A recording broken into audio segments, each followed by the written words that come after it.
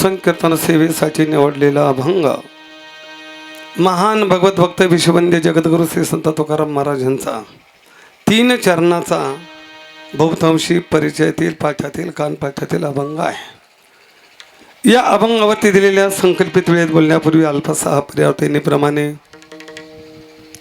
संत महापुरुषांच्या वास्तव्याने ईश्वराच्या कृपाछत्राखाली वसलेली पावन पुण्यमय भूमी श्री क्षेत्र कुंदीवाडी, या पवित्र भूमीमध्ये तुम्ही आपण किम निमित्ताने एकत्र आला, सर्वांना स्रोत आहे ज्ञात आहे, तरीही सांगणं वक्त्याचं आद्य कर्तव्य ठरतं। या न्यायाने सर्वांचे सुपरिचित असलेले आणि आज नसलेले वैकुंठवासी मुरलीधर पुंजाजी नाठे माजी सरपंच कुंदेवाडे, बाबांना जाऊन 1 वर्ष परिपूर्ण झालेले आहेत। त्यांच्या पश्चात मोठा परिवार आहेत। इतके नावं लिहिले तरी मुलींची नावं राहून गेली बरं का। हा, त्यांच्या धर्मपत्नी आहेत गंगा भागीरथी लक्ष्मीबाई मुरलीधर नाठे, त्यांचे बंधू आहेत साहेबराव पुंजा नाठे, गोपीनाथ कारभारी नाठे, कचरू कारभारी नाठे, त्यांच्या भगिनी आहेत श्रीमती चंद्रभागा रामचंद्र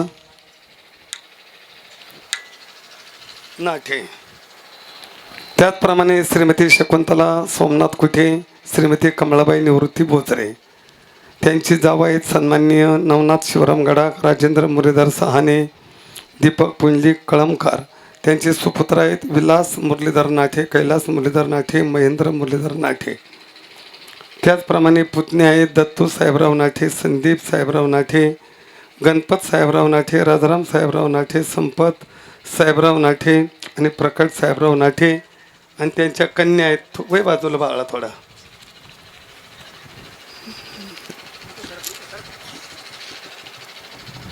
सुनीता नवनाथ गडाख, संगीता दीपक कळमकर आणि सविता राजेंद्र सहाने। विठाला विठाला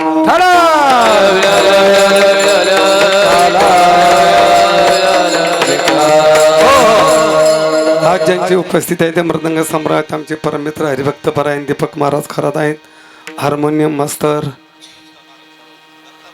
दत्ता महाराज आहेत, आमची विनेकरी महाराजांपासून तर महाराजांपर्यंत कुठल्या संस्थेत हां राम महाराज वा वा वा, सर्व वारकरी भजनी मंडळांना धन्यवाद देतो।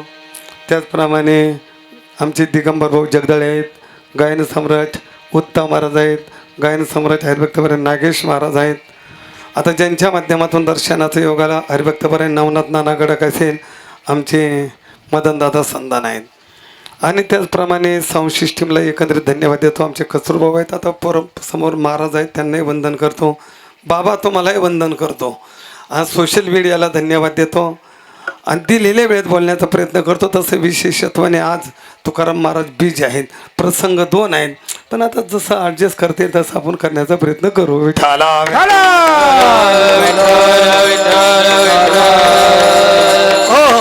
सज्जनो, मानवी जीवनामध्ये एक घटना असे आहेत की जी घटना कधी बदलत नाही, बदलता येत नाही, बदलता आली नाही, त्या घटनेचं नाव आहे मरण। मग तुम्ही कोणी असा, कसे असा, किती असा, कुठेही असा, जी घटना बदलत नाही, बदलता येत नाही, बदल होणार नाही, तिचं नाव आहे मरण। अनेकांनी घटना बदलण्याचा प्रयत्न केला तरी बदलता आलेली नाही, लक्षात ठेवा। म्हणून मृत्यूच्या ठिकाणी वर्णभेद नाही, मृत्यूच्या ठिकाणी लिंगभेद नाही, मृत्यूच्या ठिकाणी देशभेद नाही, मृत्यूच्या ठिकाणी कालभेद नाही, मृत्यूच्या ठिकाणी वस्तुभेद नाही। 4 वर्ण आहेत, ब्राह्मण क्षत्रिय वैश्य शूद्र। मृत्यू ब्राह्मणाला आहे, मृत्यू क्षत्रियाला आहे, मृत्यू वैश्याला आहे, मृत्यू शूद्राला आहे, म्हणजे वर्णभेद मानत नाही। 3 लिंग आहे, स्त्री पुरुष आणि नपुसक, 3 लिंगाच्या ठिकाणी मृत्यू लिंगभेद मानत नाही, देशभेद मानत नाही। हिंदुस्थानामध्ये माणसं मरतात आणि अमेरिकेत मरत नाहीत का, जपानमध्ये मरत नाहीत का, पाकिस्तानमध्ये मरत नाहीत का? याचा अर्थ असा आहे की देशभेद सुद्धा नाही। मग कालभेद आहेत का? कालभेद सुद्धा नाही। भूतकाळ, भविष्यकाळ, वर्तमान काळ। भूतकाळामध्ये माणसं गेली, वर्तमान काळामध्ये चालली, आणि जितके राहिले तितके भविष्य काळामध्ये जाते। म्हणजे याचा अर्थ असा आहे की कालभेद सुद्धा मानत नाही। म्हणजे मृत्यूच्या ठिकाणी वस्तुभेद आहेत का? ज्ञानोबराय म्हटले नाही, जी वस्तू आकार धारण करते ती वस्तू एक दिवस नाश पावत असते.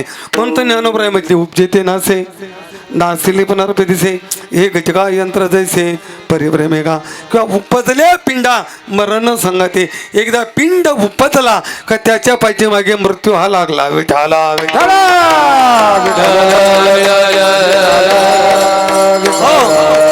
म्हणून एकच लक्षात ठेवा, मृत्यू निश्चित आहे. जसे मानवाच्या 3 मूलभूत गरजा सांगितल्या, अन्न वस्त्र आणि निवारा. शासनानेही तोच क्रम लावला, रोटी कपडा आणि मकान. या 3 गोष्टी जशा मूलभूत गरजा आहे तसं मरण सुद्धा माणसाची मूलभूत गरज आहे. हो, मूलभूत गरज आहे. कशावरून? ऐका, मला एक सांगा, आतापर्यंत कुंदेवाडीमधले किती माणसं मेले हो? काही नोंद आहे का आपल्याकडे बाबा? नाही. हां, जेव्हापासून ग्रामपंचायत स्थापन झाली तिथून पुढे नोंद सापडेल, पण त्याच्या अगोदर नोंद नाही. मग किती गेले? फक्त इतकाच पुरावा आहे, आजा मेला, पंजा मेला आणि बाप मसना नेला, इतका पुरावा. यापेक्षा जादा पुरावा नाही. मग साधा विचार करा, आतापर्यंत कुंदेवाडीमधले माणसं जी मेली ती जर मेलीच नसती तर, विचार करण्याचा मुद्दा आहे. जे गेले ते मेलेच नसते तर, आज रोजी इथं पाय ठेवायला जागा शिल्लक राहिली. म्हणजे सामाजिक दृष्टीने त्यांना मरण्याची काय होती? ते गेले म्हणून आपल्याला जागा आहे. म्हणजे सामाजिक दृष्टीने विचार केला तर मरणाची काय आहे? गरज आहे. ज्या माणसांना पॅरलेस झाला, कॅन्सर झाला, महाव्याधी झाला, रोग झाला, जी माणसं आज एका कोपऱ्यात पडलेली आहेत, त्यांच्याकडे कोणी दादा लक्ष देत नाही, त्यांच्या दृष्टीने सुद्धा मरणाची काय आहे? म्हणजे वैयक्तिक दृष्टीने सुद्धा मरणाची गरज आहे. आणि आध्यात्मिक दृष्टीने विचार केला तरी सुद्धा मरणाची गरज आहे. ज्ञानोबराय म्हटले, जैसे जीर्ण वस्त्र सांजेचे आणि नूतन वस्त्र वेडीचे. जुना झालेला कपडा मनुष्य जसा त्याग करतो तसे जीर्ण झालेलं शरीर याचा सुद्धा शेवटी त्याग करून त्याच्या कर्मानुसार त्याला नवीन देह धारण करावा लागतो. याचा अर्थ आहे मरण सुद्धा गरजेचं आहे. पण पुढे आहे का, सर्वांचं मरण एका अवस्थेत होत नाही, सर्वांचं मरण एका काळात होत नाही, सर्वांचा मृत्यू एका पॉईंटला होत नाही. प्रत्येकाच्या मृत्यूचं कारण भिन्न आहे आणि मृत्यूची अवस्था सुद्धा भिन्न आहे. म्हणून शास्त्रामध्ये मृत्यूचे अनेक प्रकार दिलेले आहेत. पहिला आहे काल मृत्यू, दुसरा आहे अकाल मृत्यू, तिसरा आहे महाकाल मृत्यू, चौथा आहे स्वइच्छा, पाचवा आहे परेच्छा आणि 6वा आहे तीर्थ मृत्यू. विठाला विठाला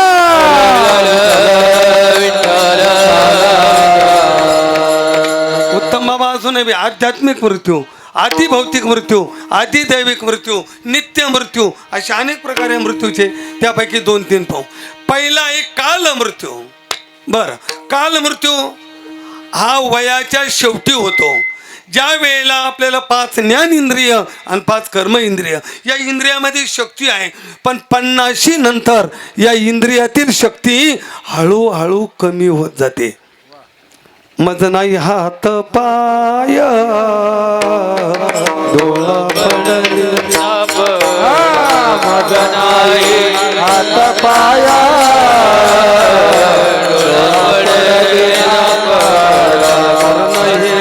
बधीर झाले वाचा बोले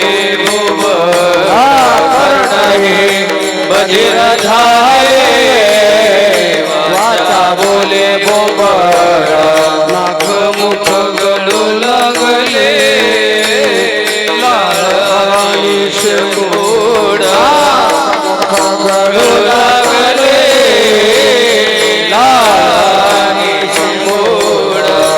श्वान परिगती झाली अवघे करते हड परिगती झाले अवघी करते मग नाही हात पाय किंवा एक पोषक प्रमाणे. दीपक बाबा, झाल्या हीन शक्ती आणि नाका डोळे काय गळती तर शक्तीहीन झाली. मी शक्ती जाते कुठं? तर ही शक्ती जाते पंचप्राणात.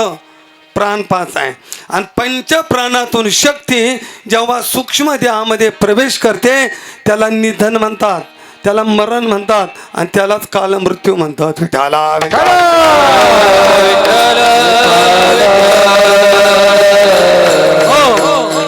एक आहे महाकाल मृत्यू. जेव्हा प्रलय होतो सर्वांचा मृत्यू एकदाच होतो त्याला काय म्हटलेलं आहे? महाकाल.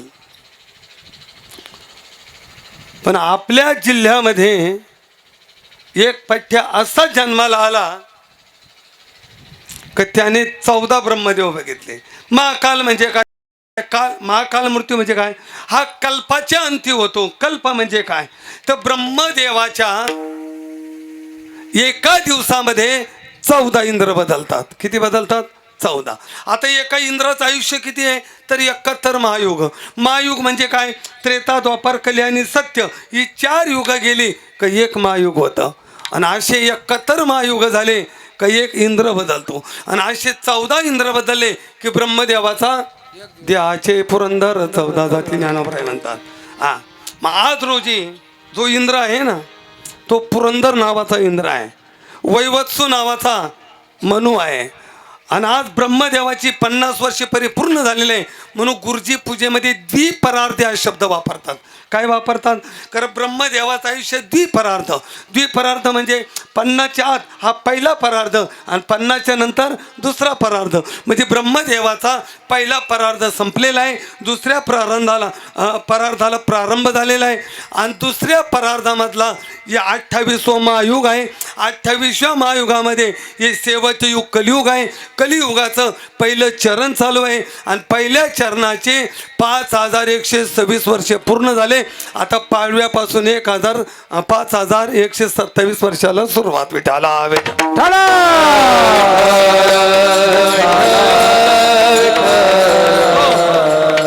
ब्रह्मदेवाची 100 वर्षे पूर्ण झाली का ते सुद्धा मरत महाराज. आणि असे किती ब्रह्मदेव पाहिले? मार्कंडेय मुनीने 14. किती? कारण मार्कंडेय मुनीला आयुष्य किती? 14 कल्प. मार्कंडेय पडे किती आयुष्य आहे?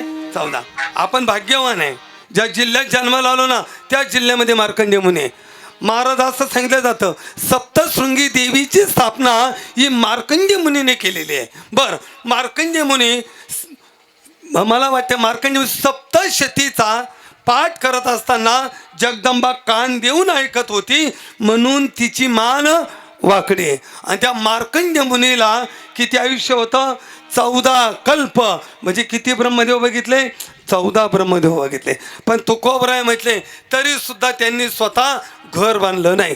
त्यांनी अशी गवताची ताटी केली. आता पडतायत ना अशी ताटी केली. सूर्य उगवला सावली पश्चिमेला, सूर्य पश्चिमेला गेला सावली पूर्वेला. ज्या बाजूने सावली जाईल त्या बाजूने बसायचं. आपल्यासारखे त्या काळात होते. त्यांनी महाराजांना सल्ला दिला मार्कंडेय मुनीला, महाराज तुम्हाला जर इतकं आयुष्य आहे तर मग घर का बांधत नाही?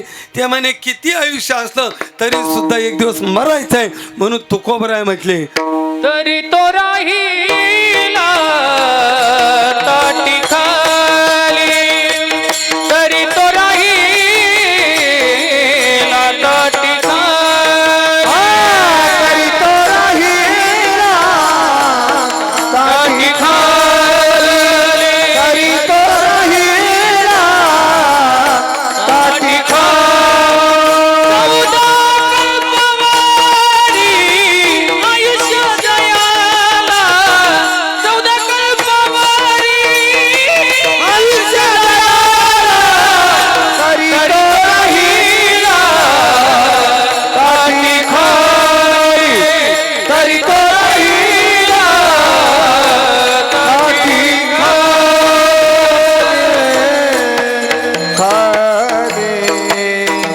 कल्पाच्या अंती सर्वांचा मृत्यू एकदा होतो त्याला म्हटलेले महाकाल.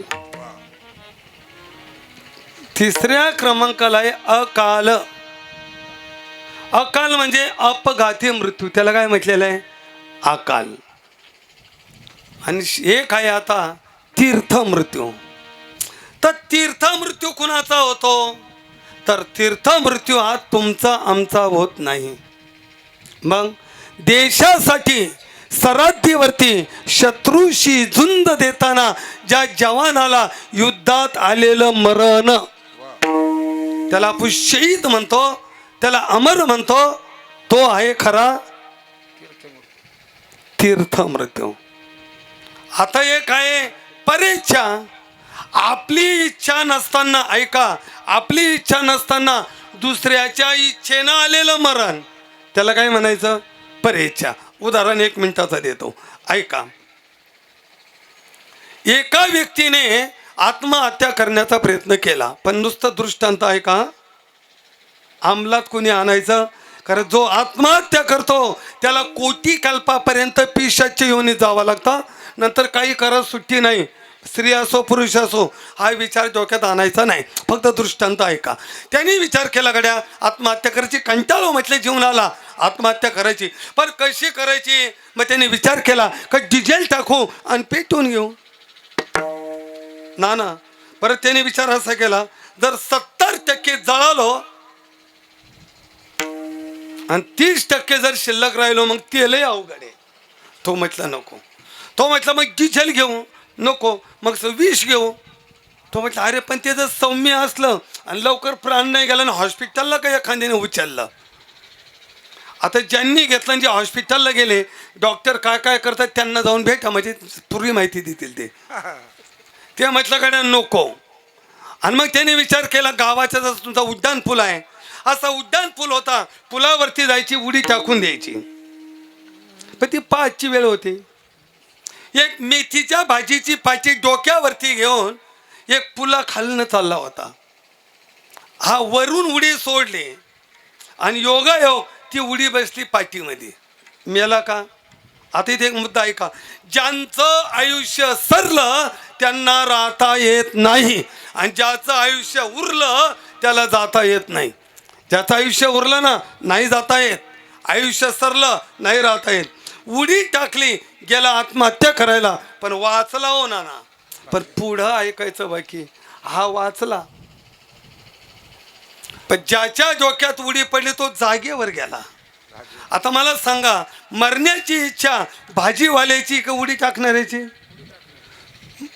मग याच्या इच्छेने त्याचा झालेला मृत्यू, याला म्हणायचं परेच्छा. विठाला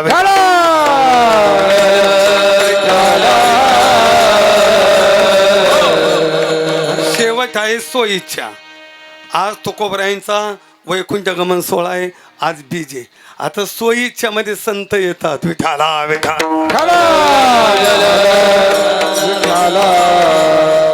तसं परम भाग्य आहे बाबांचं. आज बीजेला आलेला हा योग. ऐका, संत महापुरुष कामाशिवाय मृत्यू लोकात येत नाही. पहिला मुद्दा. इथं आले कामाशिवाय रिकामे राहत नाही. आणि दादा, तिसरा मुद्दा, कार्य संपलं की 1 मिनिट सुद्धा थांबत नाही. पण ऐका, येण्यासाठी बंधन नाही, राहण्यासाठी बंधन नाही, आणि संतांना जाण्यासाठी सुद्धा बंधन. येतो जातो आम्ही देवाचे सांगत, तुका म्हणे गाता देव नाम, तुका म्हणे गाता देव नाम.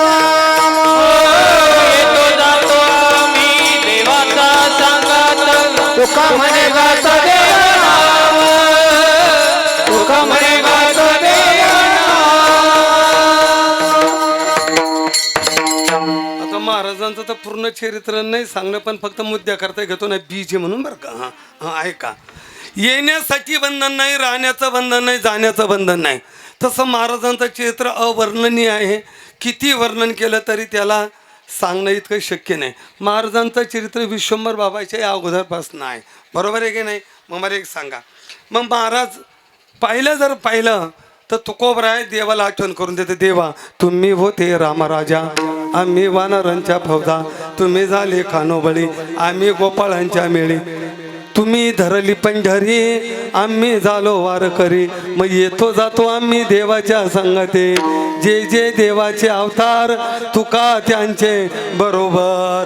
प्रत्येक अवतारात तुकोबराय तुकोबराय म्हणून आले. अवतार कार्य संपलं आणि मग तुकोबरायांनी देवाला विनंती केली, देवा, ज्या कामासाठी पाठवलाय ते कार्य झालं, आता दिसू नये जना ऐसे करी गा नारायणा, ऐसे करी गा नारायणा, ऐसे करी गा नारायण.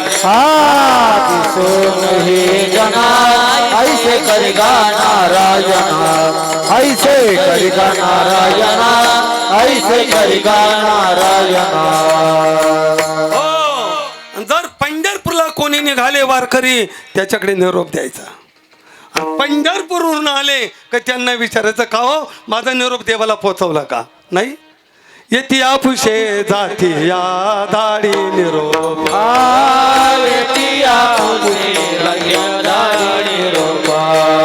पंढरपुरी आहे माझा माय बाप पंढरपुरी आहे माझा माय बाप पंढरपुरी आहे माझा माय बाप पंढरपुरी आहे माझा माय बाप पांडुरंगे येई हो येई हो येई हो येई हो येई हो येई हो येई हो विठाबाई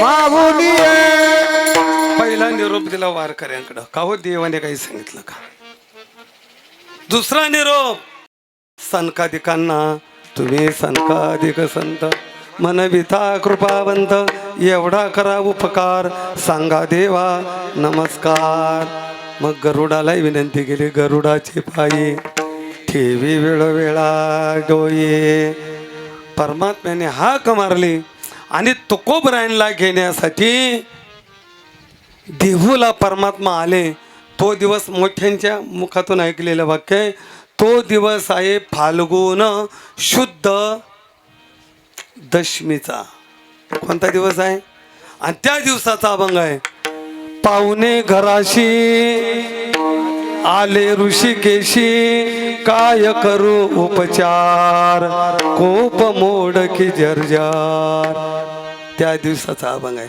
मोडक्या त्या बाजावरी वाखळाच्या शेज काय करू उपचार काय करो उपचार काय करू उपचार कोप मोड की जर्जरा मग दर दरीत पाण्या माझी रांधलेल्या कन्या देवाचं भोजन झालं मग मुख शुद्धीला तुळशी दळ दिलं मुख शुद्धी तुळशी दळ तुका म्हणे मी दुर्बळ मुख शुद्धी झाली सांगितलं देवा तुकोबा चला मी तुम्हाला घेण्यासाठी आलो देव म्हटले तुकोबा म्हटले देवा अरे उद्या हरिदिनी आहे उद्या जागर आहे थांब ना देव जागराला थांबले उद्या शिरापती आहे शिरापतीला थांबले चला पण देवा खरंच सांगू का पुढे सण आला ना होळी लोकांना खाऊ द्या पोळी मग करू तयारी होळी झाली आणि मग दिवस ठरला तो बिजेचा म्हणजे आजचा आणि बिजेचा दिवस उगवला आणि तो खूप बरा आहे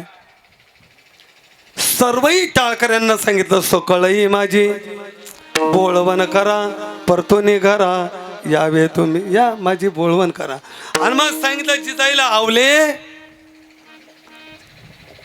चालतीस का वैकुंठाला आपुल्या मायेरा जाईन मी आता निरोप या संता हाती आला चल माझ्यासोबत आईने सांगितलं तुमचं वैकुंठ तुम्हाला म्हैस व्याली मुलगी डिलेवरीला आली पण खरंच सांगू आवले मी संसाराची कुठलीच जबाबदारी स्वीकारली नाही फक्त भजन करत राहिलो पण तू माझ्या पूर्ण संसाराची जबाबदारी स्वीकारली नाही. तर एक मुद्दा आहे कुठलाही पुरुष एखाद्या हुद्द्यावर असेल तर त्याच्या पाठीमागे त्या पदापर्यंत पोहोचवण्यासाठी त्याच्या पत्नीचा मोठा हात असेल हे मात्र विसरू नका बेटा आला बेटा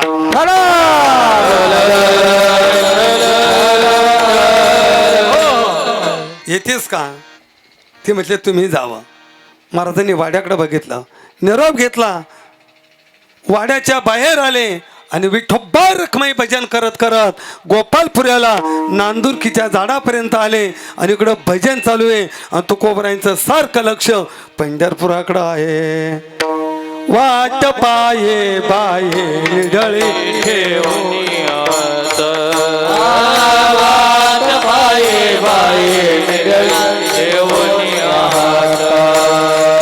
पंढरीचे वाटे पंढरीचे वाटे दृष्टी लागले चित्त दृष्टी लागले चित्त लागले चित्त दृष्टी लागले चित्त गई येता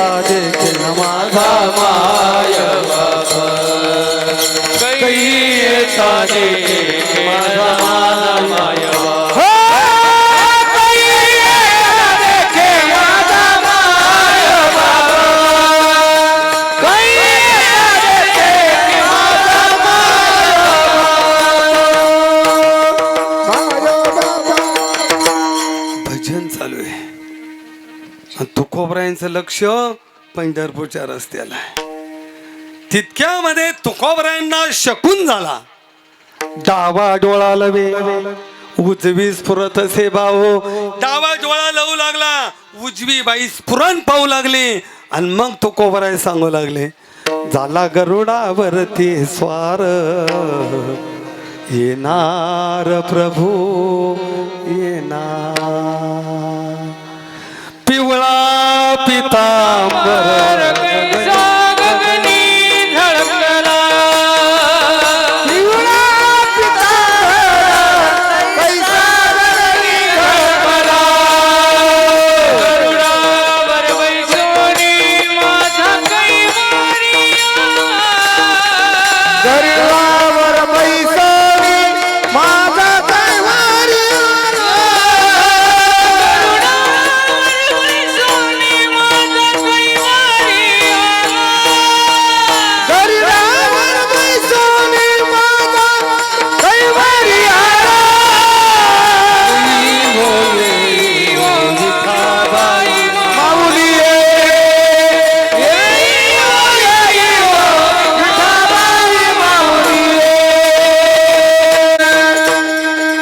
परमात्मा गरुडावरती स्वार झाले आणि तुकोबरायांना जेव्हा घेण्यासाठी आले तेव्हा मग त्यांना देवाने आवाज दिला, नाभी नाभी भक्तराया वेगे आलो मी सकया. देवाला बघितलं आणि तुकोबराय म्हणू लागले, आम्ही जातो तुम्ही कृपा असू द्यावी, सकाळा सांगावी विनंती माझी, वाड वेळ झाला उभा पांडुरंग,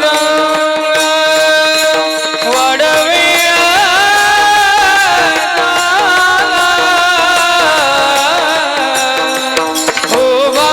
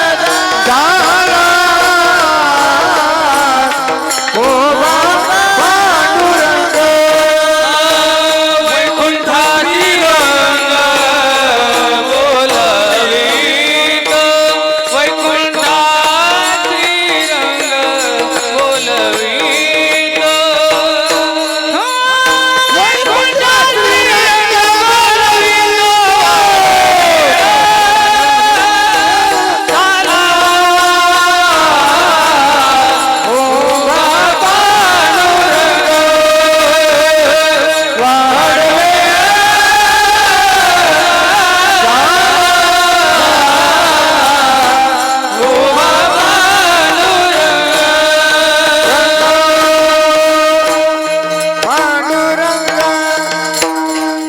शेवट हात जोडे, आम्ही जातो तुम्ही कृपा असू द्यावी, सकाळा सांगावी विनंती माझी, वाढ वेळ झाला उभा पांडुरंग, वैकुंठ श्रीरंग बोलवितो.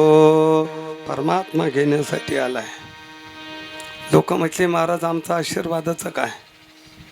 महाराजांचं कर्मधर्म तुम्हा असावे कल्याण, घ्या माझे वचन आशीर्वाद. स्वतः भगवान खाली उतरले, केले काय? जया पूजिले आदरे पांडुरंगे, विमानस्थ केले प्रयाण प्रसंगे, तनो मानवी दिव्य रूपीच केले, न त्यागितिये दिव्य लोकाशी नेले. तुका उतरला तुकी, नवल झाले तिने लोकी, देव भावाचा भुकेला, तुका वैकुंठासी नेला.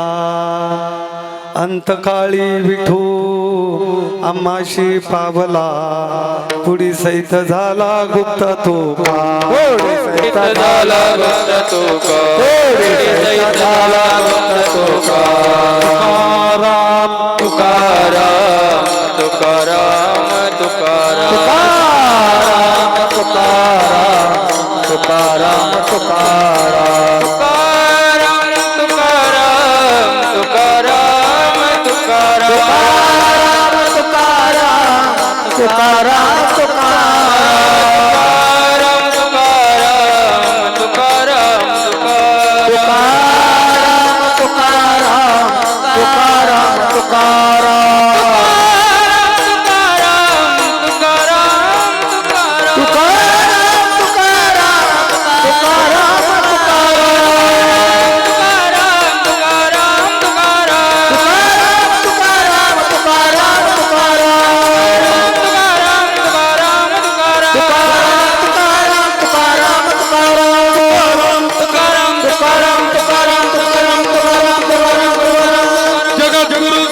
संत तुकाराम की जय. विठ्ठला.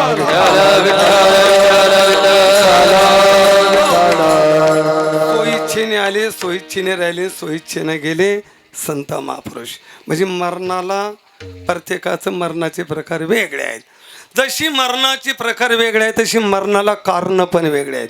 आता अनेक कारण आहे पण विषयाच्या अनुसंधाने एक दोन.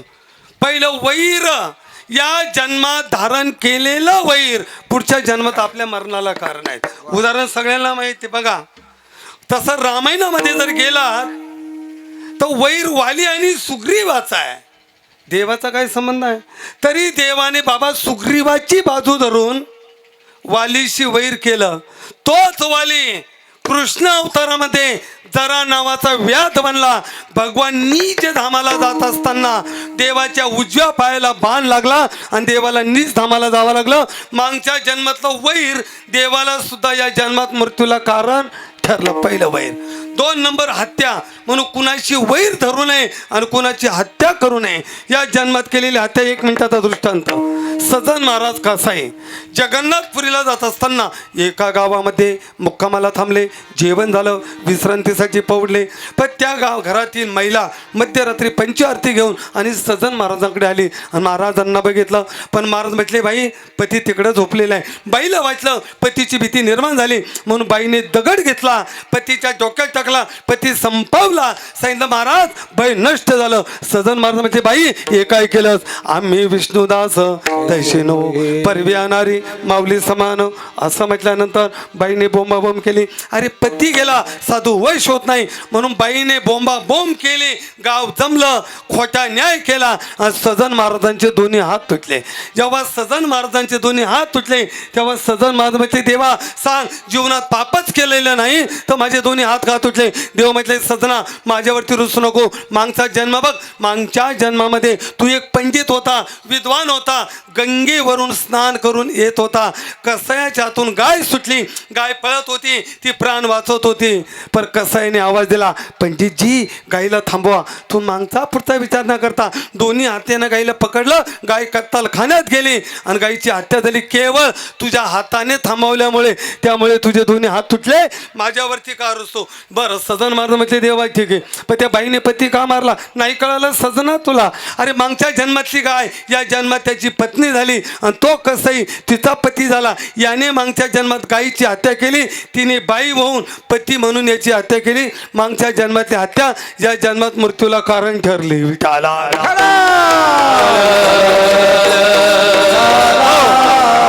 शेवटचं कारण आहे लोभ, आमिष.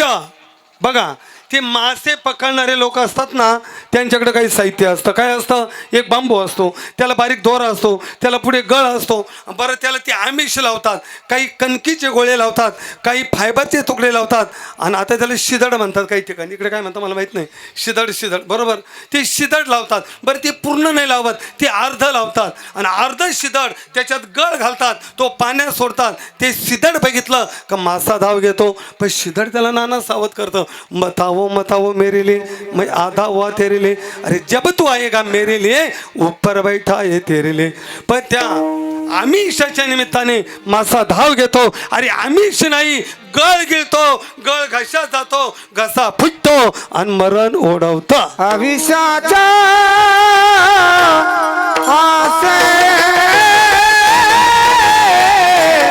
गळगिळी मासा, आविषाचा आसे गळगिळी मासा, आविषाचा आसे गळगिळी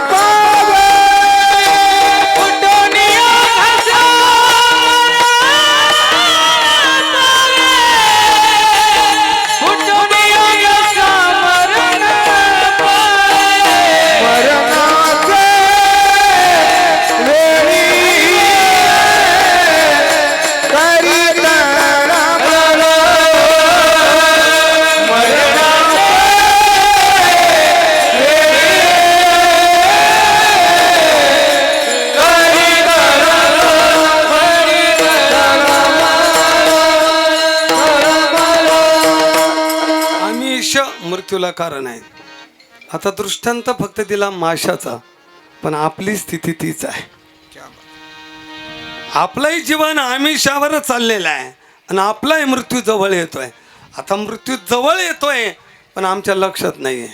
आता अशा बऱ्याच खूण आहे, पण त्याचा आम्ही कधी विचारही केला नाही. प्रत्येक व्यक्तीला नैसर्गिक मृत्यू हा 1 वर्ष अगोदर कळतो. तसं अजून बरेचसे लक्षण आहे मागचे, पुढे जातो. आता उदाहरणार्थ, आंघोळ करताना छातीवरती कितीही पाणी टाकलं आणि पाणी पांगायला लागलं, छाती कोरडी राहिली, त्याने समजून घ्यावं आयुष्य राहिलं फक्त 1 वर्ष. किती राहिलं? 1 वर्ष. पण 50च्या पुढे त्यांनीच पाहायचं. हां, बरोबर आहे ना. आणि आता उद्यापासून कामच झालं, टाकायची पाणी आणि बघायचं छाती. जर छाती कोरडी राहिली तर आयुष्य राहिलं 1 वर्ष. रात्री उत्तरेला ध्रुव तारा दिसतोय, जर उत्तरेचा ध्रुव जवळच्या माणसाला दिसतोय बुवा आणि आपल्याला दिसत नाही, आयुष्य राहिलं 9 महिने. बोलताना कानाचे चापे हलू लागले, आयुष्य राहिलं 6 महिने.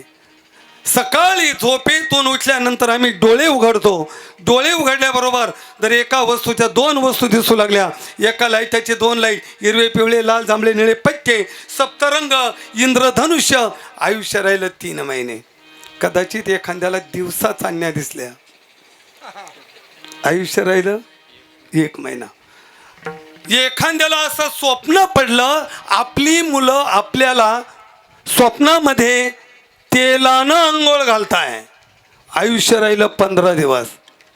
काळे कपडे घालून रेड्यावरती बसून कोणीतरी दक्षिण दिशेकडनं आमच्या घराकडे येतोय, आयुष्य राहिलं 12 दिवस. आणि तिथं पुढं ज्ञानोबरायांचं संशोधन बघा.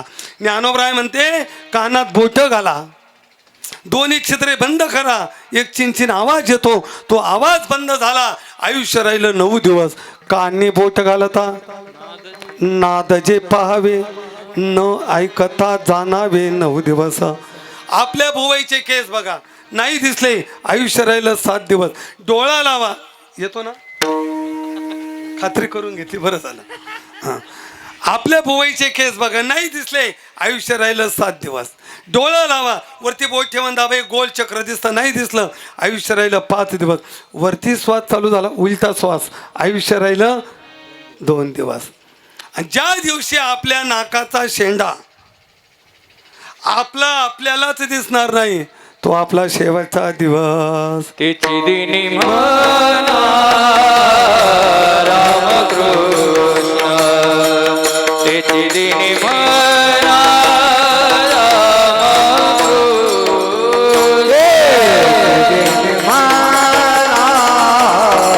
रामकृष्ण, तेची दिनी म्हणा रामकृष्ण. ना जागणीचे अग्र न दिसता नयनी, ना जागणीचे अग्र न दिसता नयनी, तेची दिनी म्हणा रामकृष्ण, तेची दिनी म्हणा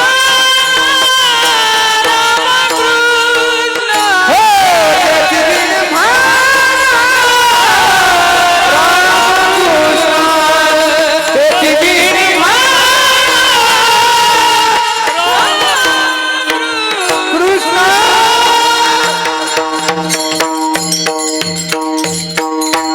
नासागरीचे आग्र म्हणजे नाकाचा शेंडा. ज्या दिवशी आपल्या नाकाचा शेंडा आपल्याला दिसणार नाही, तो आपला शेवटचा दिवस. नासागरीचे आग्र न दिसता नयनी, त्याची दिदी म्हणा रामकृष्ण. ज्ञानदेव म्हणे हे साधूचे लक्षण, अंतकाळी आपण वेगी पहा. आता मृत्यूची सूचना कळाली ना, आत्ता बेसावध राहू नये. ऐका, मृत्यू तर निश्चित आहे, घाबरले तरी येणार आहे आणि नाही घाबरलो तरी येणार आहे. तो निश्चित आहे, तो येणार आहे. मग घाबरल्यापेक्षा आता मृत्यूची तयारी करा. विठाला विठाला.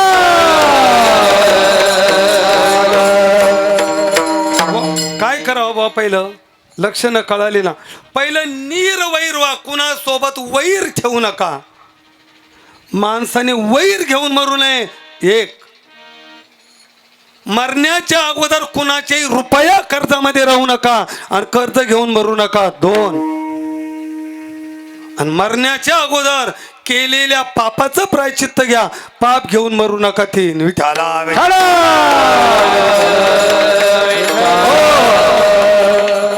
आणि मग ही लक्षणं कळाली का आता इथं मुलाचा धर्म सांगितला.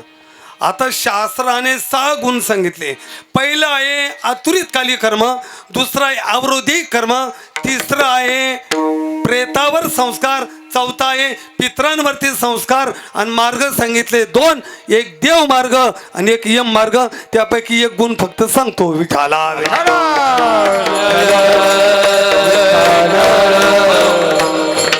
पहिलं आहे आतुरित काली कर्म. बरं, आतुरित काली कर्म. आता लक्षणं कळाली ना, मग आता काय करावं? मुलाने कितीही महत्वाचं काम असेल ते बाजूला ठेवून आणि अंतकाळ समय मुलगा जवळ असला पाहिजे. नाथ महाराज वर्णन करतात, पुरुषाशी पर्वकाळ जन्मता जोडे एक वेळ, का माता पित्याचा अंतकाळ आणि धर्माची वेळ अति पवित्र. ही धर्माची वेळ आहे, पवित्र वेळ आहे. मुलाने सर्व काम बाजूला ठेवावं आणि अंतकाळ समय जवळ असावं. आता इथे थोडं कर्मकांडी पण ऐका, काय करावं. आता आतुरितकाली कर्मामध्ये स्त्री असो का पुरुष असो, आई असो वडील असो, यांचा प्राण गादी पलंगावरती जाऊ नये. जर गादी पलंगावरती प्राण गेला तर शास्त्राने अगती सांगितली. तशा गती किती आहे? गती 5 आहेत. पहिली आहे क्रममुक्ती, दुसरी आहे परमगती, तिसरी आहे सद्गती, चौथी आहे ऊर्ध्वगती, 5वी आहे अधोगती. फक्त 2 आहे का? प्राण वरती जातो ती ऊर्ध्वगती आणि प्राण विरुद्ध दिशेने जातो ती अधोगती. म्हणून बघा, प्राण नाकातून जातो, प्राण डोळ्यातून जातो, प्राण तोंडातून जातो, प्राण कानातून जातो. जिथून प्राण जातो ते लक्ष नाही कळतात. ज्यांचा प्राण कानातून जातो त्याचे पहिले कानाचे चापे पडतात. ज्याचा प्राण नाकातून जातो त्याच्या नाकाचा शेंडा वागतो. ज्याचा प्राण डोळ्यातून जातो त्याची नजर ताट होते. आणि ज्याचा प्राण तोंडातून जातो त्याचा उलटा श्वास चालू होतो. पण ही ऊर्ध्वगती आहे. पण पापी माणसाचा प्राण हा विरुद्ध दिशेने जातो. पापी माणसाचा मरताने कोठा फुटतो. पापी मनुष्य मरताने कपड्यामध्ये मलमूत्र विसर्जन करतो. पापी माणसाला मरताने कप नावाचा वात होतो. तो वात बाहेर पडण्याचा प्रयत्न करतो, पण सर्व पाप कंठात आल्यामुळे त्याचा वात बाहेर जात नाही, म्हणून त्याचा घसा वाचतो. त्याला काय म्हणतो आपण? घर घर, बरोबर? घराड घराड. घर नाही, घराड नाही, याचं पाप आता कंठामध्ये आलाय. मग त्यावेळेला यमराजा म्हणतो जा आणि आपले गिऱ्हाईक घेऊन या. आता ऐकणारे सुज्ञे, तुम्ही म्हणाल महाराज आम्ही चंद्राहून सूर्याकडे निघालो, तुम्ही अजून धोत्रावरच आहे. आता तुम्ही म्हणतात यम आहेत. बरं, यम कोणी पाहिले का महाराज? पाहिले का कोणी? बरं, ज्याने पाहिले बाबा ते सांगायला आले का? मग मानायचे कसे? तर काही गोष्टी जरी पाहिल्या नाही तरी मानावा. आता उदाहरण, नाना तुम्ही अमेरिकेला गेले, जाऊन आले, इराणला, इराकला, बरं झालं नाही गेले, जाऊ दे. चला, हां, मग इराण देश तुम्ही पाहिलेला नाही म्हणजे इराण नाही असं म्हणता येईल का? नाही. का? जरी आपण बघितलं नाही तरी अनुभव सांगतो. आणि जगाचा नकाशाही नकाशामध्ये इराण दाखवला जातो, बरोबर आहे? तसं यम आपण जरी पाहिले नाही तशी ज्ञानोबराय तुकोबराय सांगताय आणि नकाशा एक ग्रंथ त्याला. मग यम आहेत का? अशा अनेक प्रकारे समजावतील. मला एक सांगा आजी, मी तुम्हाला विचारतो, सकाळी सकाळी जर घरासमोर कावळा ओरडला तर तुम्ही काय म्हणता? बोला बोला बोला. पाहुणे. पाहुणा नाशिक वरून निघाला, येतोय कुंदेवाडीला. अहो देवा, ज्याच्या घरी येतो त्याला माहिती नाही, पण पाहुणा कुणाला कळाला? कावळ्याला. कळाला की नाही? कळाला. मला एक सांगा, मांजर तोंड धुवायला लागली, तुम्ही काय म्हणायचे जुने लोक? पाहुणे येत होते का नाही? बरं, आता गॅसचा स्वयंपाक झाला, पहिलं चुल्यावर स्वयंपाक होता, तव्याला जर डोंगर लागला, तवा हसायला लागला, तुम्ही काय म्हणायचे? म्हणजे ज्याच्या घरी येतो त्याला माहिती नाही, पण पाहुणा कावळ्याला कळलं की नाही? पक्का पुरावा आहे बाबा. म्हणून ज्ञानोबरायांनी राजहंसाला नाही विचारलं, ज्ञानोबरायांनी गरुडाला नाही विचारलं, ज्ञानोबरायांनी मयुराला नाही विचारलं, पोपट्याला नाही विचारलं, साळुंकेला नाही विचारलं, तर ज्ञानोबरायांनी विचारलं ते कावळ्याला. पहिलं तो गे कावो को कथा है, पहिलं तो गे कावो को कथा है, पहिलं तो गे कावो को कथा है, पहिलं तो गे कावो को कथा है, शकून गे माये सांगता है, शकून गे माये सांगता है, पहिलं तो गे कावो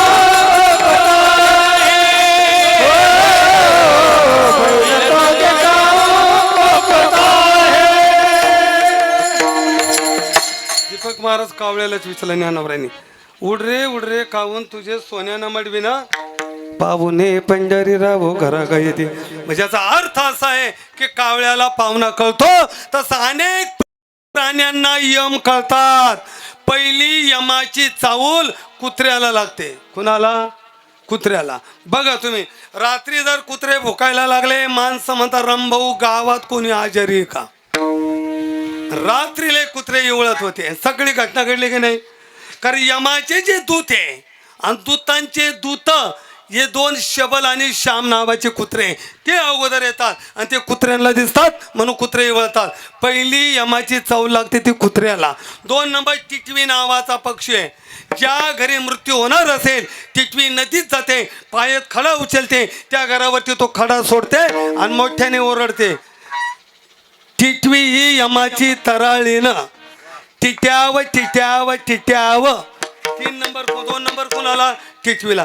आणि 3 नंबर पिंगळा नावाचा पक्षी आहे, पण त्याची बोली कळली पाहिजे. नाही नको नको, कोणाची जमी नाही करायची आपण. विठाला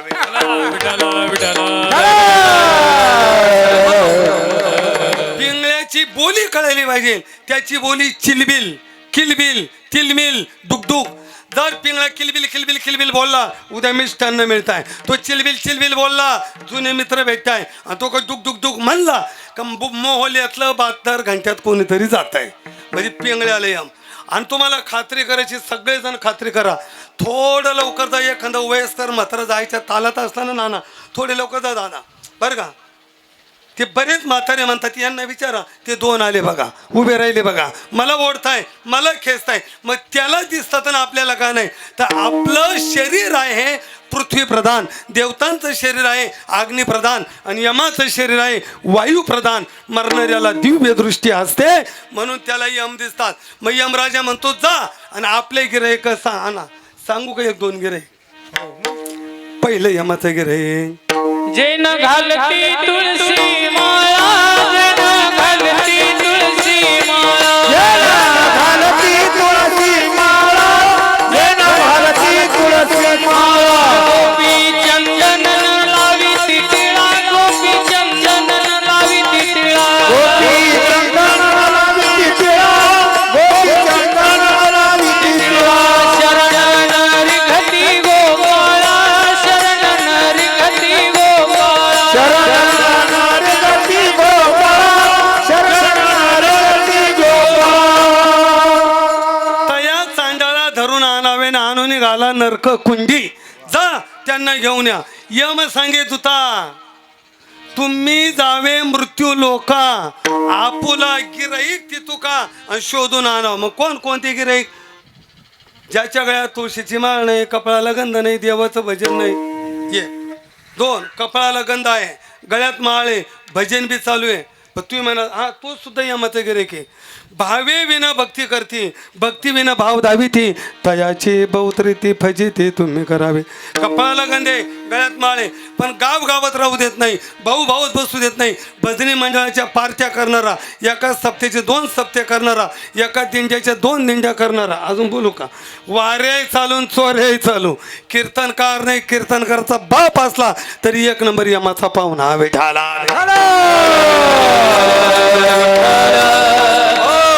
माय बाप ठोकरून घातले, सासू सासरे कानू महसूल यमाचा भावना, हिंदू असून गाय कसायला विकतो यमाचा भावना, हिंदू असून सतग्रंथ संताबद्दल आधार नाही यमाचा भावना, हिंदू असून ज्याला एकादशी व्रत करत नाही यमाचा भावना, आणि हिंदू असून ज्याला कथा कीर्तन भजन आवडत नाही यमाचा भावना. पापी माणसाला नेण्यासाठी यम येतात. यम आल्यावर पहिला फासा टाकतो. जशी एखादी वस्तू बांधताना आपण खात्री करतो तसं यम पहिली खात्री करतो, आणि जेव्हा यम खात्री करतो तेव्हा जो गुचकी देतो. मग आपण म्हणतो गुचकीवरती आला, आता पाहुण्यांना फोन फिरवलं काही अडचण नाही. आपल्याला 4 दे, स्थूल सूक्ष्म कारण आणि महाकारण 4 द्यायचे, 4 बंद आहे, आणि प्रत्येकाला मरताना 4 बंद तोडायचे. एक एक बंद तुटाने किती दुःख आहे. अंगावरती केस किती 3.5 कोटी, 3.5 कोटी विंचू एका वेळेला चावल्यानंतर जितकं दुःख होईल तितकं दुःख मरताना शरीराचा एक एक बंद तुटताना होतं. मग यम जेव्हा फासा लावतो, जीव कासा वीस करतो, मग मदत करतो, मग त्यावेळेला कोणीही मदतीला येत नाही. नाही रे नाही कुणाचे कोणी, नाही रे नाही कुणाचे कोणी, नाही रे नाही कुणाचे कोणी, नाही रे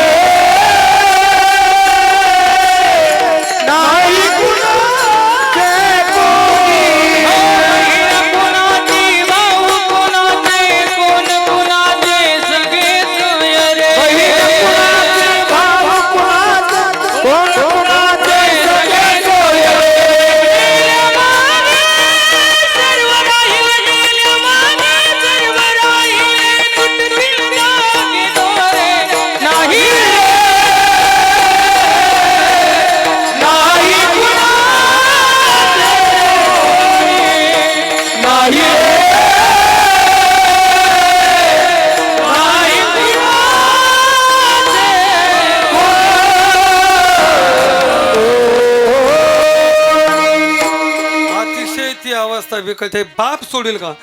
जे जे बाळाची आवड मुखी घालून करवी कोड, जेव्हा लागली यमवोड तेही दूर राहिले.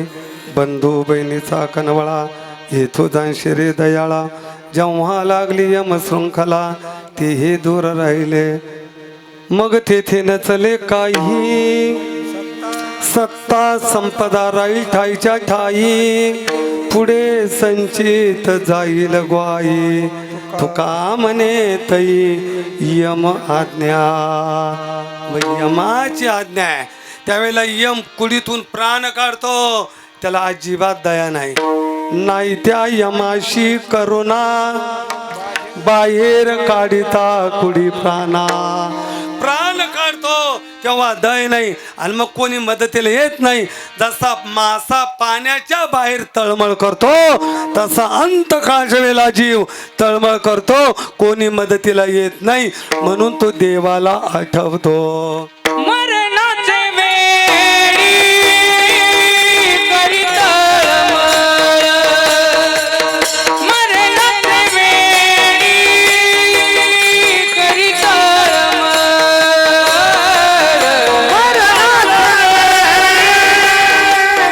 करी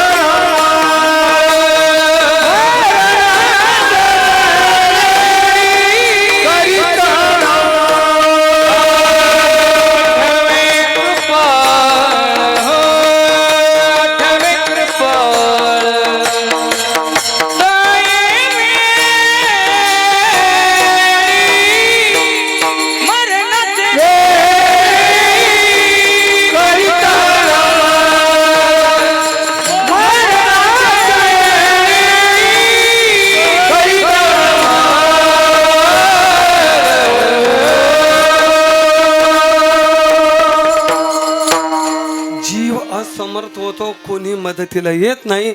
त्या वेळेला तो तळमळ करतो, मग कोणीच नाही, मग देवाला आठवतो. मग देवाला आठवलं फायदा होईल का? ज्ञानोबराय म्हटले होईल. 1 मिनिटाचा दृष्टांत आहे. गंगेला महापूर आला, त्या महापुरामध्ये काही वस्तू वाहत होत्या, एका पोहणाऱ्याने उडी टाकली, पण योगायोगाने त्याची उडी पाण्याच्या भवऱ्यात गेली आणि भवऱ्यात गेलेला मनुष्य बाहेर येत नाही. किनारी असलेल्या लोकांनी बघितलं, अरे मेला, बुडाला. घरी बातमी दिली, रड बोंबल चालू झाली, त्याचं डिजिटल छापलं. पण योग असा की तो भावऱ्यातून बाहेर आला, त्याला एक लाकडी वोंटका मिळाला आणि त्या वोंटक्याच्या आधाराने 100 किलोमीटर त्या पाण्यात पुरात वाहत गेला. पुढे त्याला बेट मिळालं, तो वोंटका बेटाला अडकला. 9 दिवस मुक्काम झाला आणि 10व्या दिवशी तो गावी निघाला. तोपर्यंत काय झालं, असं डिजिटल लागलेलं होतं. आरत्या भावंतांचे मुंडन झालेले होते, गुरुजींचा भात शिजला होता आणि कीर्तनकाराची पंचपदी झाली होती. आणि तितक्या तो येऊन ठपकला, नाना पाहुण्याला म्हणले, पाहुणे राम राम. आता मेलं म्हणाल का कोणी त्याला? आता ओवी आहे का? आधी तरी दुराचारी सर्वोत्तम अवधारी, जैसा बुडाला महापुरी न मरतूची निघाला. बुडाला होता पण न मरता निघाला. तसा अनाचारी असेल, अधर्मी असेल, इतकंच नाही, तो पापी असेल पण पुण्यवशात कुठल्या तरी जन्माचं पुण्य जर उदायला आलं आणि अंतकाळच्या वेळेला जर देवाचं नाव मुखात आलं, तो कोबऱ्यामध्ये तो सुखी झाला. नाम आले मोका तुका म्हणे सुखा पारणाई, तुका म्हणे सुखा पारणाई.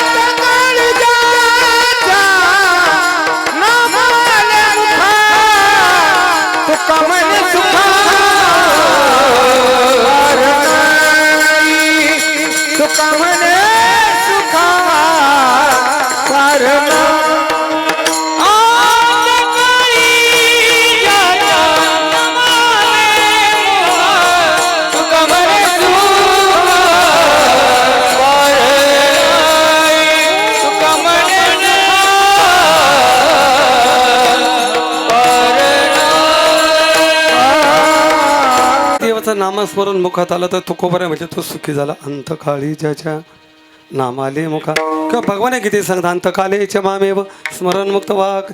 अर्जुना, अंतकाळच्या वेळेला माझं स्मरण करत देहाचा त्याकार संशय घेऊ नको, तू मत स्वरूपाला प्राप्त होशील. किंवा ज्ञानोब राहिलीत आहे, आणि मरणी जया जे आठवे तो त्याची गती ते पावे, म्हणून सदा स्मरावे मातेची त्वा. अरे अंतकाळच्या वेळेला जो आठव चित्तामध्ये असेल तशी पुढची गती ठरत असते. मग तो सुखी झाला, उद्धार झाला. महाराज त्याचा सुखी झाला. पर प्रश्न असा आहे, मग ही मृत्यूनंतर कर्मकांड का?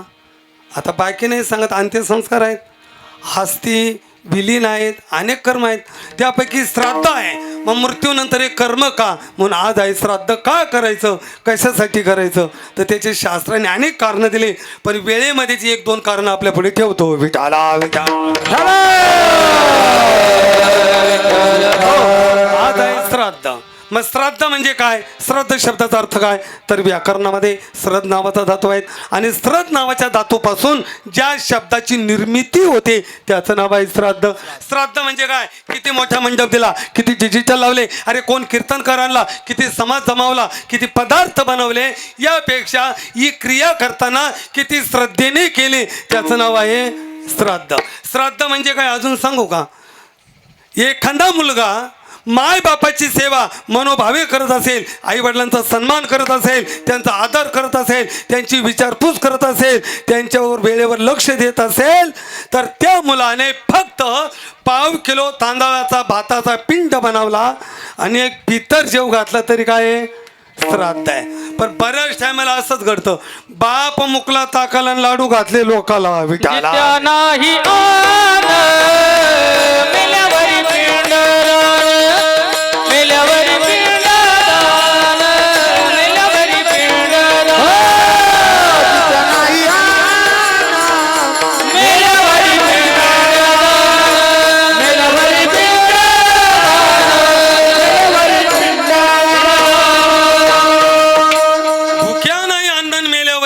दानी तो चाळावा चाळावी. महाराज म्हणजे फसवणूक आहे. अरे जिवंतपणे सेवा आणि मृत्यूनंतर श्रद्धेने आदराने केलेले कर्म त्याचं नाव आहे श्राद्ध. मग श्राद्ध केलं पाहिजे. केलं पाहिजे. काय केलं पाहिजे? नाना दादा सुभाषितकार सांगतात, जो मुलगा आई वडिलांच्या मृत्यूनंतर श्राद्धादी कर्म करत नाही, जो हिंदू धर्मात जन्माला येऊन जो देवदेवतांना मानत नाही आणि ज्याला चांगल्या विचाराचे मित्र मिळत नाही, कुणाशी मैत्री करतो तो मूर्ख आहे म्हटले. श्लोक ऐका. श्राद्धम पुरुषन ददती न दैवतानी चर्चिता सौहृद मित्र न लभते तंभुर मूढ चेतसा. जो मुलगा श्राद्धादी कर्म करत नाही तो मूढ चेतसा, तो मूर्ख आहे. बरं, श्राद्ध केलं. का करायचं श्राद्ध? जोपर्यंत श्राद्ध होत नाही तोपर्यंत जीवाची प्रेत योनीतून मुक्ती होत नाही. कुठून होत नाही? प्रेत योनीतून मुक्ती होत नाही. तुम्ही मला मृत्यूनंतर प्रेत योनी असते का? जरा खात्री करून घ्या. बघा तुम्ही त्यांच्या परिवाराला विचारा. वैकुंठवासी माजी सरपंच बाबासाहेब परिवाराच्या श्राद्धाच्या अगोदर नाना 8 ते 10 दिवस कोणाच्या तरी स्वप्नात आलेले असेल. तुम्ही परिवार मोठा आहे, खात्री करून घ्या. आणि इतकंच नाही, अजून सांगतो, त्यांनी स्वप्नामध्ये येऊन शक्यतो जेवण किंवा चहा मागितलं असेल, खात्री करावी. त्याला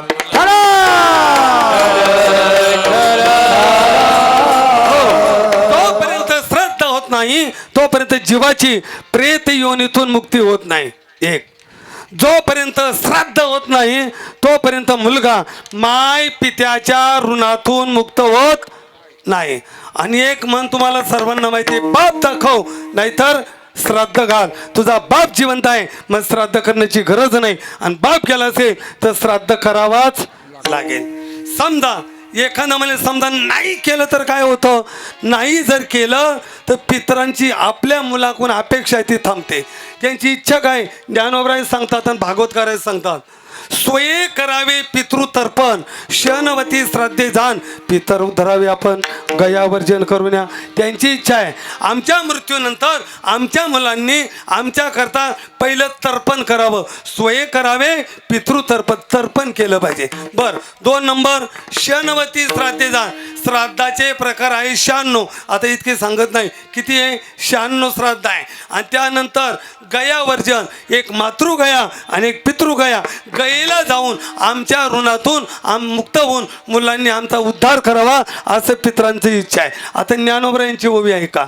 तरी पितर काय करते का सयाने स्वर्गी बसते, म्हणून तेही येते कुळापाशी. ते आपल्या मुळाबागून इच्छा करतात की यांनी आमच्या उद्देशाने काहीतरी करावं. विठाला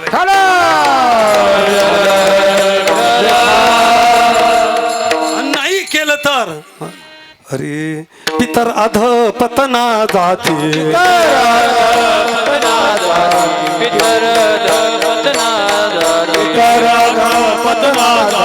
शाप देती अतिक्रोधे, शाप देती अतिक्रोधे, शाप देती अतिक्रोधे, शाप देती अतिक्रोधे, शाप देती अतिक्रोधे, शाप देती अतिक्रोधे. पितर अध पतना जाती, शाप देती अतिक्रोधे, शाप देती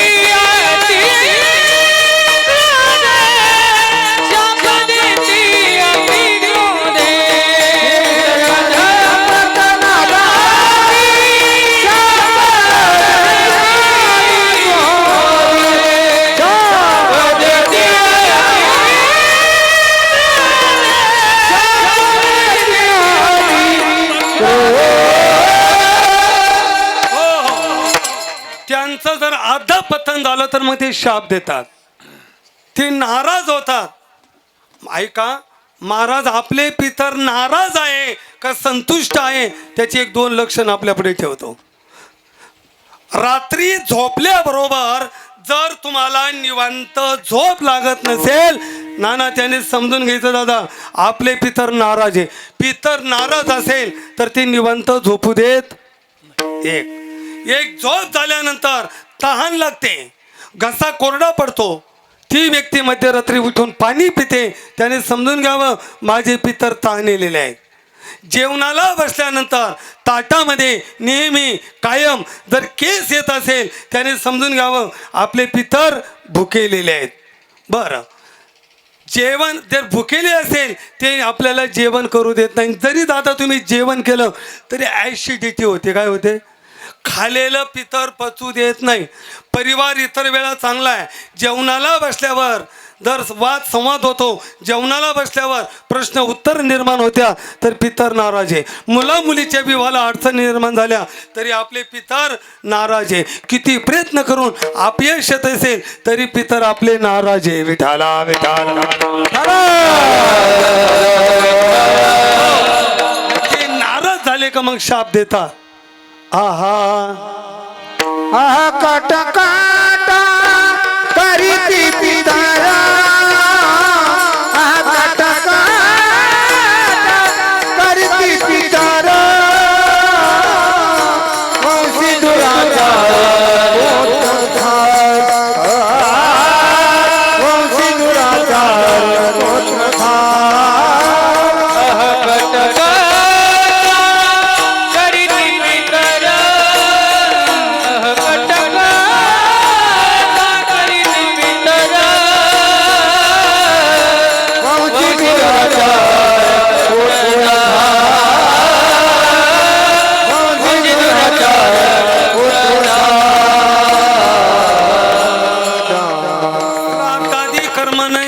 तर ते शाप देतात.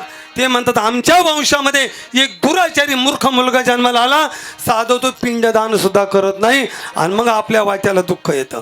म्हणून आजही बरीच माणसं जे पितृदोषात आहे ते त्याला हे कारण आहे. आता माझ्याकडं पाठ्यामध्ये 57 कारण आहे. किती आहे? आता वेळ तर संपत आली, कसे काय सांगता येतील. फक्त एकच सांगतो, विठाला विठाला. चला मी एक कारण आपल्याकडे ठेवतो. मला एक सांगा, तुम्ही माझ्या समोर आहात, तुमच्या पंजोबांचं नाव काय? त्यांना किती भाऊ होते? 2. समजा त्यांना 3 भाऊ होते, त्यापैकी दोघांचा विस्तार वाढला, एकाचा विस्तार वाढला नाही. मग ज्याचा विस्तार वाढला नाही ते इस्टेट वारस हक्काने कोणाकडे आलं? 2 पंजोबाकडं. पंजोबा गेले, वारस हक्क आजोबाकडं. आजोबा गेला, वारस हक्क वडिलांकडं. आणि वडील गेल्यावर वारस हक्क कोणाकडे आला? आपल्याकडे आला. बरोबर. मग पूर्वजांचं नुसतं इस्टेट नाही तर पूर्वजांचे गुण घ्यावे लागतात, पूर्वजांचे रोग घ्यावे लागतात, पूर्वजांचा रंग घ्यावा लागतो. मला एक सांगा, जर एखाद्या व्यक्तीला शुगर झाली आणि तो जर हॉस्पिटलला गेला तर डॉक्टर पहिलं विचारतात, यापूर्वी तुमच्या घरात कुणाला होती? म्हणजे पंजोबाला होती. मग इस्टेट घेतलं ना, शुगर फ्री आहे त्याच्यावर. कळालं का? मला सांगा, काळा रंग कुणाला आवडतो? अहो पण इस्टेट घेतल्यामुळे रंग घ्यावा लागतो. टक्कल कुणाला आवडतं? अहो नाही आवडत, पण इस्टेट घेतल्यामुळं काय घ्यावं लागतं? टक्कल घ्यावं लागतं. बरं, आपल्यामध्ये रक्त कुणाचं आहे? तर आपल्यामध्ये रक्त हे पूर्वजांचं आहे. मग त्यांचं इस्टेट वापरतो, त्यांचं रक्त वापरतो. मग किमान वर्षातून एकदा तरी त्यांची आठवण केली, आणि जर नाही आठवण केली मग ते शाप देतात. विठाला विठाला. म्हणून त्यांची आठवण जरी त्यांचा उद्धार झाला तरी त्याला वार्षिक संवत्सरिक कर्म म्हणतात, ते आहे श्राद्ध. मग श्राद्ध का करावं लागतं? तर मृत्यू लोकातून यम लोकात जाण्यासाठी 12 दिवस लागतात. नगर आहे 16 दिवस आहे, 12 नगर आहे 16. बरं, आपला प्रवास चालू होतो 13व्या दिवशी. 13 पिंड खाल्यानंतर 1.5 फुटाचं शरीर तयार होतं. मग मार्ग 2, एक देव मार्ग, एक यम मार्ग. पुण्य जादा झालं देव मार्गाने प्रवास, आणि पाप जादा झालं तर यम मार्गाने प्रवास चालू होतो. यमाचा पाहुणा प्राणी होय हरी. मग पहिला मुक्काम आहे 17व्या दिवशी. प्रवास चालू होतो 13व्या दिवशी. पहिल्या मुक्कामाचं गाव आहे सोमपूर नावाचं नगर. पुष्पभद्रावती नावाची नदी, तिथं वट वृक्ष आहे. त्या वट वृक्षाच्या विश्रांतीला जीव थांबतो. आणि मग आपल्या मुला बाळाकून इच्छा करतो, अरे मी यांना सगळं सोडून आलो, आता यांनी मला काहीतरी द्यावं. म्हणून आपण पहिलं मासिक श्राद्ध घालतो. मग तुम्ही मला इथं घातलं मासिक श्राद्ध, शंका बरोबर आहे. त्यांना कसं मिळालं? मी दोन्ही बाजूने सांगतो. स्वयंपाक चालू आहे तिकडे, बरोबर. कारागिराकडनं 4 ग्रॅमची मिरची पडली चुल्यात. खोकला कुठं आला? इथं. जर मिरची तिथं पडली तर खोकला इथं का आला? तर अग्नीचा गुणधर्म आहे वस्तूचं पृथक्करण करणे. आणि पितर जेवतो पोटात जठर अग्नी, आणि समोर घेतला जातो तो अग्नी. अग्नी हे पितरांचं मुख आहे. परत ऐका, जे सप्तधान्य आहे त्यापैकी तांदूळ हे पूर्ण धान्य आहे आणि पूर्ण धान्य हे पितरांचं भोजन आहे. मग जेव्हा पिंड बनवला ते भात खात नाही, तर भातातील जे सार तत्व आहे ते त्यांचे गण सूक्ष्म रूपाने पोहोचवतात. आता हे नाही कळलं, साधं सांगतो. तुम्ही इथे तुमचा मित्र दिल्लीला आहे, त्याचे पैसे संपले आणि नाना त्याने कॉल केला, म्हटले नाना पैसे संपले गड्या. मग आता तुम्हाला कीर्तनातून उठे ना, तुम्ही फक्त मोबाईल काढला, त्याचा नंबर टाकला आणि किती सेकंदात पैसे गेले की नाही? पैसे जाताना दिसले नाही, पण पैसे मिळाले का नाही? जसं यंत्राच्या साह्यानं इथून तिथं मिळतं, तसं श्रद्धेने मंत्राच्या साह्यानं इथं दिलेलं त्याला मिळतं. जितकं सामर्थ्य यंत्रात तेच सामर्थ्य मंत्रात. विठाला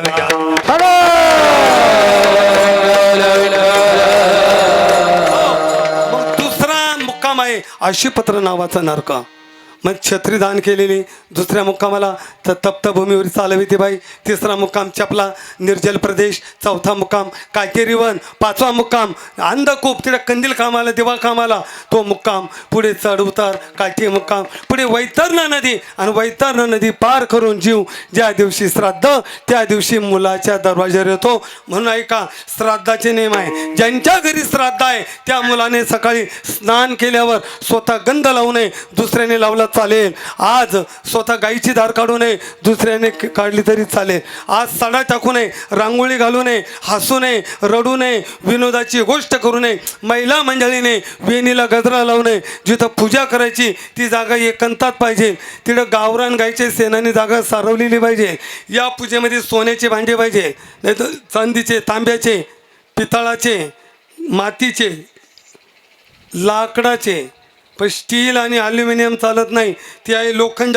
लोखंड आहे यमच हत्यार. या पूजेमध्ये लाल गंध चालत नाही, लाल फूल चालत नाही, लाल वस्त्र चालत नाही. दर्भाची गाडी मध आवर्जून पाहिजे. दर्भ नसेल तर ते पिंडदान अन्य पितरांना जातं, आणि मध नसेल तर पितर त्याला स्पर्श करत नाही.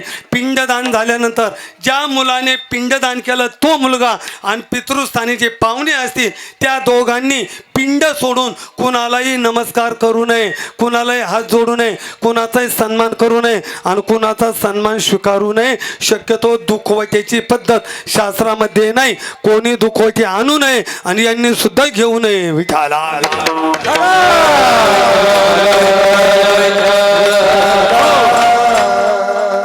आणि त्या दोघांनी श्राद्धाला बनवलेलंच अन्न खायचंय नाना. बरं, दुपारी जेवले, संध्याकाळी जेवण नाही ते एक भुक्त आहे. दुपारी फराळ, संध्याकाळी फराळ केलं तरी चालेल. बरं, जिथं पिंडदान झालं ते काही लोकांनी पाहू नये. रजस्वाला माऊलीने पाहू नये, वेश्या व्यवसाय करणारी स्त्रीने पिंडदान पाहू नये, कान फुटलेले स्त्रीने पाहू नये, तांबडं पातळण्याचे स्त्रीने पाहू नये, मदिरा प्राण करणाऱ्याने पिंडदान पाहू नये, मदिरा विकणाऱ्याने पाहू नये, व्यंग माणसाने पाहू नये, कोंबडीने पाहू नये, डुकराने पाहू नये, कुत्र्याने पाहू नये, कुक्कुट पालनावाल्याने पाहू नये, वर पालनावाल्याने पाहू नये. विठाला हो. आपले 5 बोट आहे. किती बोट आहे? प्रत्येक बोटाचं कार्य वेगळं आहे. याचं काय काम आहे? दाखवणे, संकेत, सूचना, निर्देश आहे. याचं काय काम आहे? दात घासतात. पण कोलगेट जन्माला आल्यापासून हे रजेवर गेलं. याचं काय काम आहे?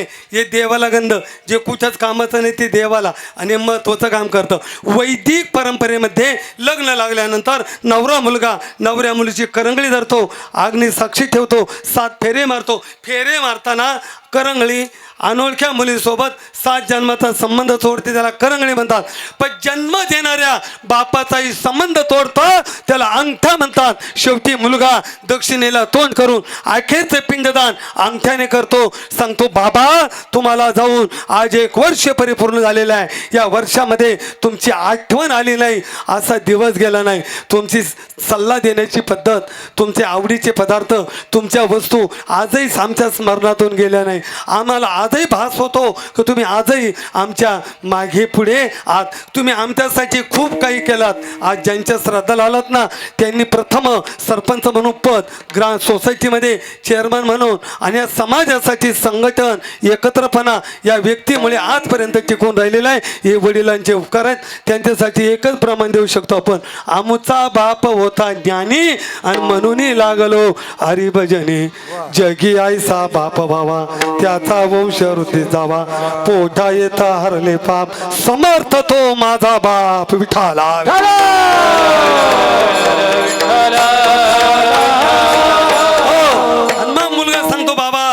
आमच्यासाठी खूप काहीतरी केलेलं आहे हे बरंच काही दाखवून देतं.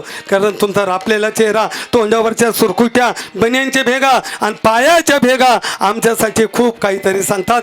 आज आमच्यापर्यंत हे जे काही मिळालं हे तुमची उभी आयुष्याची तपश्चर्या आहे. आम्ही कसं विसरू. आणि मग मुलगा तुमची आठवण येण्यासाठी तुमचे आवडीचे पदार्थ आम्ही सोडले म्हणून मुलगा आवडीचे पदार्थ सोडतो आणि शेवटी दक्षिणेला तोंड करतो. अखेरचं पिंडदान श्रद्धेने करतो. इथं पितर जेवतो ते तृप्त होतो आणि तृप्त झाले का ते आशीर्वाद देतात. तुका म्हणे पितृ आशीर्वाद दे, तुका म्हणे पितृ आशीर्वाद दे, तुका म्हणे पितृ आशीर्वाद दे, तुका म्हणे पितृ आशीर्वाद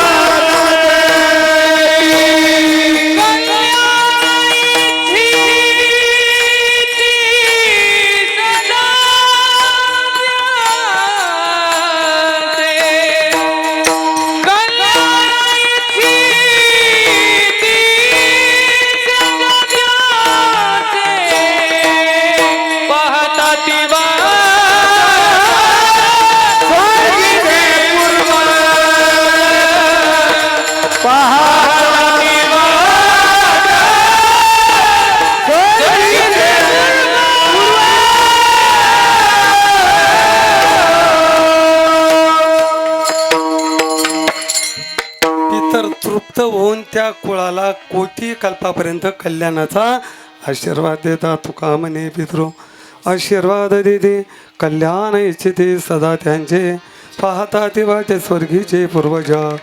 वंशी बाबाईचा भक्तराज. आपली वेळ संपली.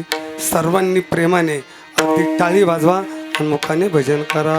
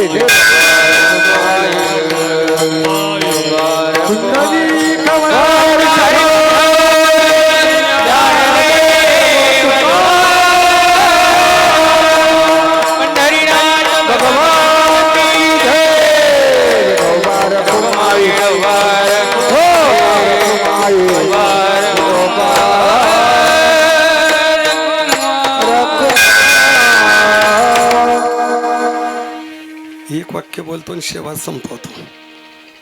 आकाशामध्ये कधी ढग येत आहे, ढगाच्या आड सूर्य झाकतो, पण ढगाच्या आड झाकलेला सूर्य परत दिसतो. पण काळाच्या आड 1 वर्षापूर्वी गेलेला बाप आता कधीच येत नाही, कधीच भेटत नाही. फक्त गेले ते वडील, राहिल्या त्या आठवणी, आणि त्या आठवणी करत करत, ते स्मरण करत करत आज 1 वर्ष परिपूर्ण झालेलं आहे. त्या पितृऋणातून उत्तीर्ण होण्यासाठी त्यांचे असलेले 3 सुपुत्र, 3 कन्या, त्यांचे बंधू, जावई, पुतणी अतिशय सुंदर आयोजन नियोजन केलं. ज्या निमित्ताने जे पुण्यकर्म झालं ते जीवात्मा त्या जीवाला पुढच्या प्रवासात नक्कीच कामाला येवो अशी सदिच्छा व्यक्त करतो. ज्यांच्या माध्यमातून येण्याचा योग आला, बाबांचे जावई, आमचे परमार्थातील परमस्नेही सद्गुरू योगीराज गंगागिरीजी महाराज जो 177वा सप्ताह झाला त्या सप्ताहामध्ये त्यांनी खूप मोठ्या दराडीने भाग घेतला. आमचे नवनाथ नाना गडक, त्यांची वेळी आमचे कचरू वशील मदनदादा, अर्थात यांच्या माध्यमातून झालेला येण्याचा योग. कमी वेळामध्ये जादा बोलण्याचा केलेला प्रयत्न, त्यामध्ये काही अंशी चुकलं असेल त्याबद्दल दिलगिरी व्यक्त करतो. आणि झालेली सेवा तुम्हा सर्व सज्जनाचे समर्पित करून सेवेला पूर्णविराम देतो. ज्या संतांच्या कृपेने बोललो त्यांचं मोठ्या प्रेमाने भजन करतो. आणि नंतर आता बाबांबद्दल मी जादा बोलल्यापेक्षा नंतर नाना आहेत, कोणतरी बोलणारे आहेत, तर ते अजून विशेषत्वाने बोलतील. मग श्रद्धांजली ज्यांना द्यायची असेल त्यांनी कृपया इकडे या. नाना तुम्ही इकडे माझ्याकडे नावाले, मीच तुम्हाला माझ्यातर्फे पुकारतो. ज्ञानेश्वर माऊली ज्ञानराज माऊली महाराज ज्ञानेश्वर माऊली ज्ञानराज मुक्ताबाई ज्ञान सखय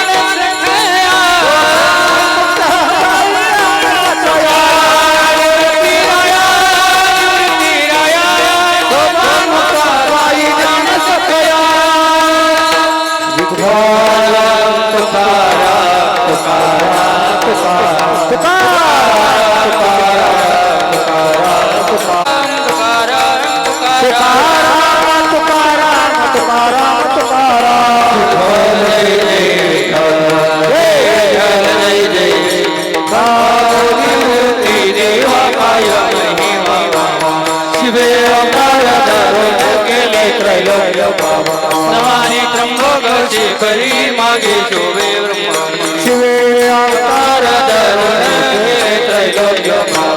मूर्तीनाथांचे चरणी शरणाई काज शिवे अवतार धरून केले त्रैलोक्य आ बोलिले पुरे वेणी वाकुडी उत्तरे क्षमा भोला महाराज तुम्ही सिद्ध विचारिला अधिकार मी आपला करा सिद्ध